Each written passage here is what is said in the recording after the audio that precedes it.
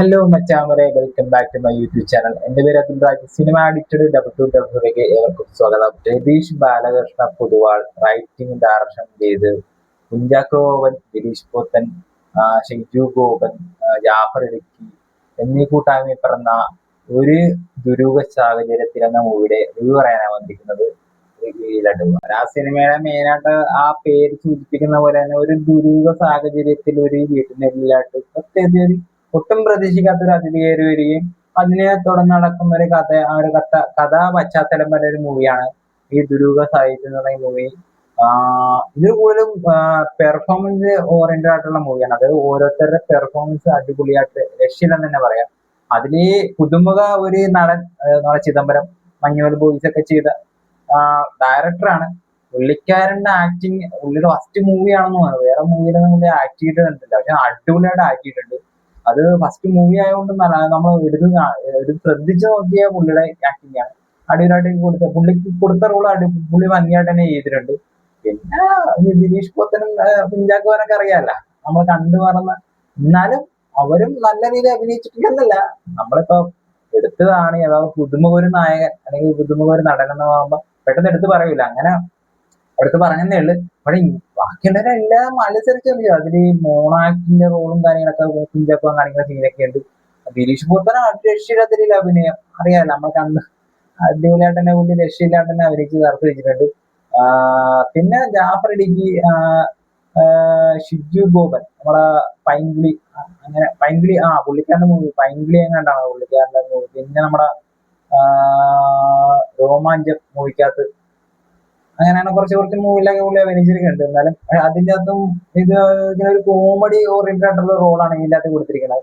എന്നാലും പുള്ളി അധ്യക്ഷൻ ഭംഗിയായിട്ട് തന്നെ ചെയ്തിട്ടുണ്ട്. ഓവറോൾ പടത്തെ പറ്റി പറയുകയാണെങ്കിൽ ഒരു വൺ ടൈം വാച്ച് മൂവിനെ പറയാനുള്ളൂ. കഥയുടെ ഒരു ഒഴുക്കെന്ന് വെച്ചാൽ ഒരു സ്ലോ ബേസ് കഥയാണ്, പക്ഷെ അത് ആ കഥയായിട്ട് കണക്ഷൻ ഉണ്ടാക്കി വരുന്ന സമയമാകുമ്പോൾ നമ്മൾ പടം തീർന്നു പോയി. അതാണ് എനിക്ക് ഉണ്ടായി എത്തിയിരുന്നത്. എന്ന് വെച്ചാൽ ഫസ്റ്റ് ഹാഫ് കഴിഞ്ഞപ്പോ ഞാൻ ഓർത്ത് ഇനി അങ്ങോട്ട് സെക്കൻഡ് ഹാഫ് തൊട്ടായിരിക്കും കഥ തുടങ്ങണം, അല്ലെങ്കിൽ കഥയുടെ ഒഴുക്ക് ഇനി നമുക്ക് പെട്ടെന്ന് ഒരു കണക്ഷൻ ഉണ്ടാക്കുന്നത് സെക്കൻഡ് ഹാഫ് തൊട്ടായിരിക്കും നോക്കിയിരിക്കുകയാണ്. പക്ഷെ സെക്കൻഡ് ഹാഫ് അങ്ങോട്ട് ഒന്നും ആകുന്നില്ല. അത് കഥയായിട്ട് നമുക്കൊരു കണക്ഷൻ ഉണ്ടാവുമല്ലോ പടം കണ്ടു കഴിഞ്ഞാൽ.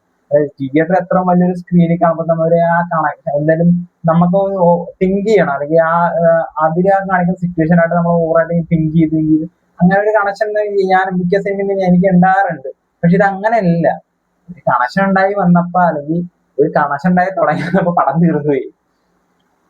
ഓവറോൾ ഈ പടത്തെ പറ്റി ഒരു വൺ ടൈം വാച്ച് മൂന്നേ ഉള്ളു. എല്ലാരും പോയി കണ്ടു നോക്കുക. വലിച്ചു നീട്ടി പടത്തെ പറ്റി പറയാൻ മാത്രമൊന്നുമില്ല. ഒരു ഒട്ടും പ്രതീക്ഷയൊന്നുമില്ല, എന്നാലും അങ്ങനെ പോയി കണ്ടുകൊണ്ടാണ് ഒന്നുകൂടി കൊള്ളാം, അല്ലെങ്കിൽ ജസ്റ്റ് ഒരു ആവറേജ് പടം ഒരു എക്സ്പീരിയൻസ് മാത്രമേ ഉള്ളൂ. പക്ഷെ പള്ളിച്ചട്ടമ്പി അങ്ങനെയല്ല, എനിക്ക് പ്രതീക്ഷ ഉണ്ടായിരുന്നു. ആ രീതിയിൽ പോയി കണ്ടുകൊണ്ടാണ് ഒട്ടും ഒരു ആവറേജ് അഭിനയം പള്ളിച്ചട്ടമ്പിക്ക് കിട്ടിയത്. ഇതങ്ങനെയല്ല, എന്നാലും കൊള്ളാം. എന്നുവെച്ചാൽ ആ ഒരു എല്ലാവർക്കും ദഹിക്കണമെന്നില്ല, അതാണ് മെയിൻ കാര്യം.